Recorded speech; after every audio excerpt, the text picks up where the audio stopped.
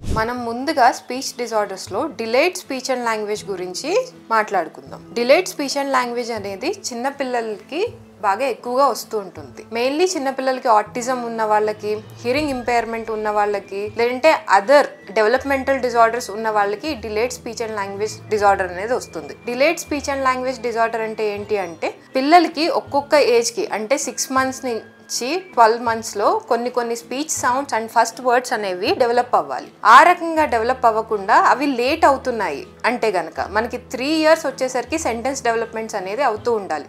Still ఇంకా sentences చెప్పట్లేదు, రైమ్స్లోనే ఉంటున్నాడు లేదా ఓన్లీ కొన్ని వర్డ్స్ మాత్రమే చెప్తున్నాడు అంటే దానికి అర్థం పిల్లాడికి స్పీచ్ అనేది డిలే అయ్యింది అని అర్థం. నెక్స్ట్ వచ్చేసి articulation disorders.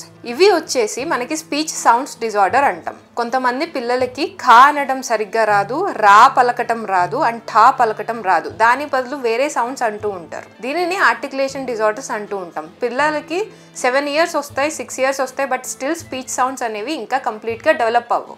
And next fluency disorders. Fluency డిజార్డర్స్లో మనకి మెయిన్గా చెప్పుకునేది స్టటరింగ్. స్టటరింగ్ అంటే మనకి ఫ్లో ఆఫ్ స్పీచ్, మనం మాట్లాడే ఫ్లో అనేది తడబడుతూ ఉంటుంది. అందులో మనకి బ్లాక్స్ కానీ, ఇంటర్జెక్షన్స్ కానీ, ప్రొలాంగేషన్స్ కానీ, రిపిటేషన్స్ లాంటి వర్డ్స్ని రిపీట్ చేస్తూ ఉంటాం లేదా బ్లాక్ చేసేస్తూ ఉంటాం. ఎట్ ద సేమ్ టైం మనం నార్మల్గా మాట్లాడే రేట్ ఆఫ్ స్పీచ్ కాకుండా లైక్ మనం మాట్లాడేది పక్కన వాళ్ళకి అర్థం కాకుండా చాలా ఫాస్ట్గా మాట్లాడేస్తూ ఉంటాం. మనం ఫాస్ట్గా మాట్లాడేదాన్ని క్లటరింగ్ అని కూడా అంటూ ఉంటాం. ఈ స్టటరింగ్ డిజార్డర్స్ అనేవి చిన్నపిల్లల నుంచి పెద్దవాళ్ళ వరకు వస్తూ ఉంటాయి.